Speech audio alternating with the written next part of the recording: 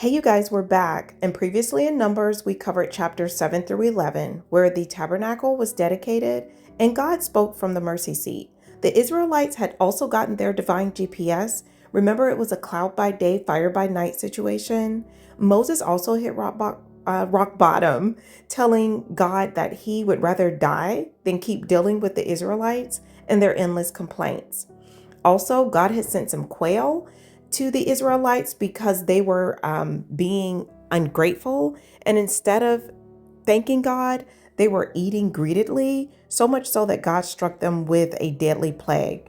Now that's where we left off. But now in Numbers chapters 12 through 16, we're about to see some serious rebellion, doubt, and divine consequences. Now, even Moses' own family gets caught up in the drama. His older sibling, Miriam and Aaron, start whispering about him behind his back. They were saying, "Why is Moses the only one that God speaks through? We're prophets too." And while they were bringing up Moses' Cushite wife, that wasn't the real issue. The real problem was jealousy. And God heard everything, as always, and calls all three of them into a divine meeting. And then God says, "I speak to prophets in dreams and visions, but with Moses, I speak face to face, clearly, not in riddles, because he's faithful in all my house." This wasn't about Moses being better. It was about God's sovereign choice. Then boom, Miriam gets leprosy. Aaron realizes they've messed up, immediately begs Moses to pray for her. Moses does, and God heals her, but only after 7 days outside the camp. This tells me that God is concerned about how we treat each other. And after that, Numbers 13 shifts to one of the most important missions in Israelite history. They finally reach the edge of the promised land, and Moses sends 12 spies to check it out, one from each tribe. For 40 days, they explore the land, and when they return, their reports couldn't be more different. Joshua and Caleb, they said the land is incredible. God has given it to us. Let's go. But the other 10, they're like, yeah, the land is nice, but the people there, giants. We're like grasshoppers next to them. There's no way we can win. And instead of trusting God, fear spreads through the camp like wildfire. And what do? Panic and talk about going back to Egypt. Like, hold up, back into slavery? I don't think so.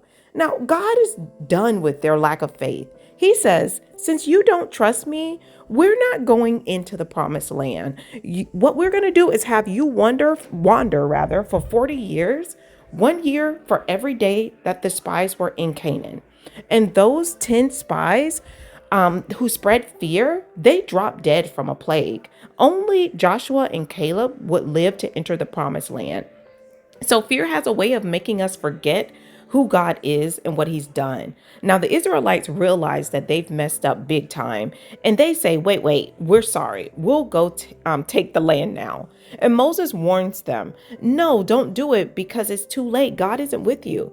But they didn't listen, of course, and they went into battle, and God wasn't with them, and they got wiped out immediately.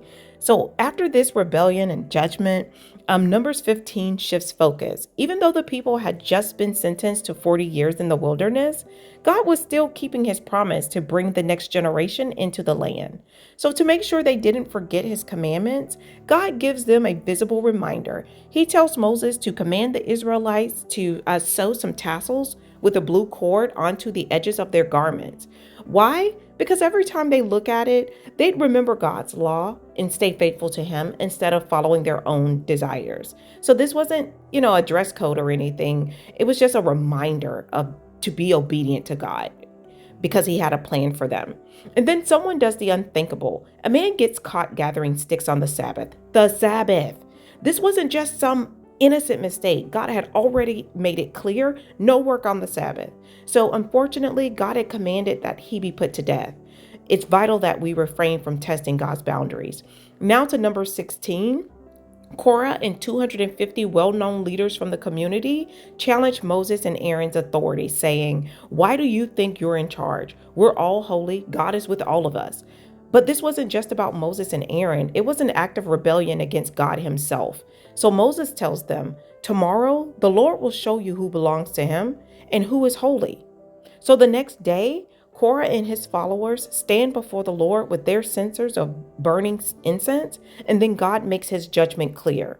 The ground splits open, swallowing Korah, his family, and all his possessions alive. Fire falls from heaven, consuming the 250 men who dared to offer unauthorized incense before the Lord. Why did God do this?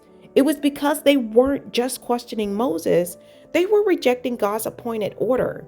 This was about who had the right to lead in worship, and only those who had been chosen by God could serve in the priesthood. So, challenging God's authority isn't just rebellion, it's dangerous, right? So, you guys share what stood out to you in this section, drop a comment, and let's get ready for what happens next. And feel free to read ahead so that you have a heads up on what's happening.